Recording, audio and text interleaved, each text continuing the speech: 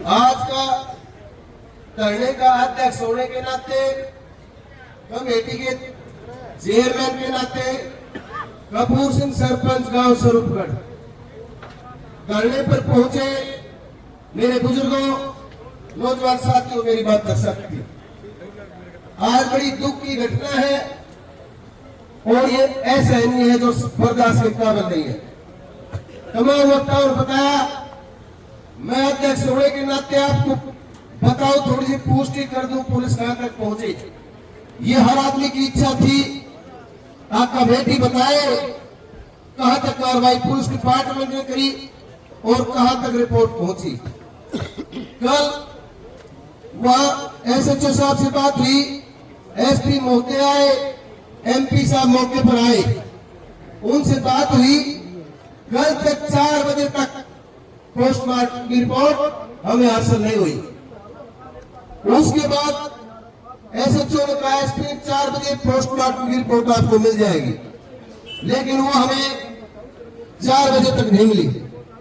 उसके बाद में पोस्टमार्टम के बारे में डॉक्टर से पूछा गया। मैं खुद अंदर गया मोर्चरी के अंदर, वहां जाकर के डॉक्टर ने बताया, अजी आपकी रिपोर्ट तो तैयार होगी, लेकिन 2 डॉक्टर उसके अंदर शामिल नहीं है जो घर चले गए। भाई ये बात मत करो, मेरी बात सुनो, बैठ जाओ प्लीज।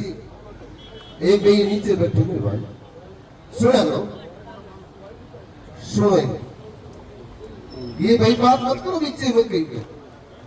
वहां डॉक्टर साहब ने बताया पोस्टमार्टम की आपकी रिपोर्ट तैयार है, लेकिन 2 डॉक्टर जिनके साइन नहीं हुए वो घर चले गए।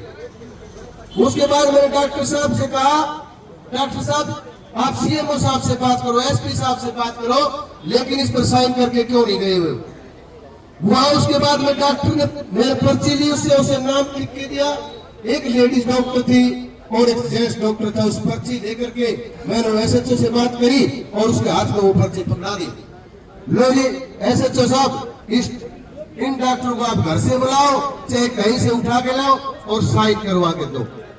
इतनी प्रक्रिया होने के बाद ठीक 5 बजे पोस्टमार्टम की जब रिपोर्ट हमारे हाथ में सौंप दी गई, उसमें हमारे वह एडवोकेट साहब थे मौजूद थे।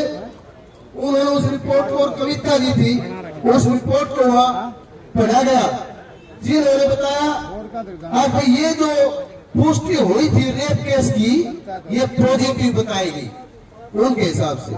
लेकिन रात के समय दोबारा से इस बात के बारे में पता चला, जब दूसरे चंडीगढ़ से किसी वकील से बात करके उसकी पुष्टि की गई, तो उसमें यह पता चला कि इस खामियां है इस पोस्टमार्टम के अंदर। जब बात होने के बाद रात के 3 बजे उस डेड बॉडी को रीमेडिकल कराने के लिए दरखास्त लगाई गई और उस पोस्टमार्टम के लिए दोबारा कमेटी तैयार करके चंडीगढ़ भेज दिया गया, जो अब अभी उस रिपोर्ट की तैयारी की जा रही है, उसका पोस्टमार्टम दोबारा से करवाया जा रहा है। अब रही पुलिस प्रशासन की बात। पुलिस प्रशासन से जब बात हुई, सुबह भी मेरी 8 बजे बात हुई थी पुलिस प्रशासन से, तो उन्होंने ये बताया अभी तक तो हम किसी भी पॉइंट पर नहीं पहुंचे जो आपको हम इस बारे में बताएं और कहां तक पहुंच गए।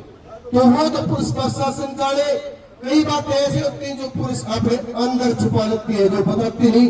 इससे जांच के ऊपर भी असर पड़ता है, क्योंकि मैंने खुद भी पुलिस डिपार्टमेंट के अंदर नौकरी करी है। कुछ बातें ऐसी है जो नहीं बताई जाती, लेकिन मैं आपको आश्वासन देता हूं अध्यक्ष होने के नाते, एक बात का ध्यान रखना, मेरी गर्दन कर जाएगी लेकिन पीछे नहीं हटूंगा। जब तक इस बेटी को न्याय नहीं मिलेगा, ये धरना अनिश्चित काल के लिए जारी रहेगा। हम आपको आश्वासन देते हैं। सर्व जातीय खाप के जितने भी आए हुए मेरे मौजूद अध्यक्ष, सर्व जातीय खाप के पदाधिकारी हमारे बीच को आए हुए, हमारे हरियाणा प्रदेश के बैरागी खाप के अध्यक्ष शिव कुमार पवार जी, हमारे जुराना हल्के के डॉक्टर योगेंद्र कैप्टन जी जिन्होंने चुनाव लड़ा था, वो आपके बीच में मौजूद पहुंच चुके हैं। मैं इनसे भी दरखास्त करता हूँ अध्यक्ष होने के नाते इस व्यक्ति को न्याय दिलाने के लिए प्रशासन की चोट से चोट हिलाने में तो कमी मत छोड़ना, लेकिन न्याय बनना चाहिए। ऐसी मर्मम हत्या जिन हत्याओं ने की, जिस लड़की की गर्दन तक काट दी, आंखें तक निकाल दी, नाक तक नहीं मिला, ऐसे हत्यारों को मेरी अपील है सरकार से कठिन कार्रवाई करे। मेरी 2 मांग है प्रशासन से, खासकर एसआईटी नियुक्त की जाए और उसकी संज्ञान पूर्ण रूप से जांच हो। दूसरी, फास्ट ट्रैक कोर्ट तैयार की जाए जिसमें उन अपराधियों को तुरंत से तुरंत फांसी देने का प्रावधान हो। मेरी प्रशासन से ये दोनों मांगे बिल्कुल मान ली जाए और इस पर कार्रवाई पर अमल ला जाए। जो भी मेरे सिंगार में बात आएगी, छत्तीस बिरादरी के बुजुर्गों, लोगों, नौजवान साथियों, आपको वादा करता हूँ धोखे की राजनीति नहीं करूंगा। आपके सामने जो भी स्पष्टीकरण होगा आपके सामने लेकर के आऊंगा। जो जनता का फैसला होगा, जब तक धरना नहीं उठेगा, जब तक कमेटी सरपरी है, लेकिन आपके अंदर वो कमेटी, जनता के अंदर वो कमेटी, जो आदेश जनता देगी कमेटी आपके साथ रहेगी। जब तक न्याय नहीं मिलेगा अनिश्चित काल के लिए धरना दिया जाएगा।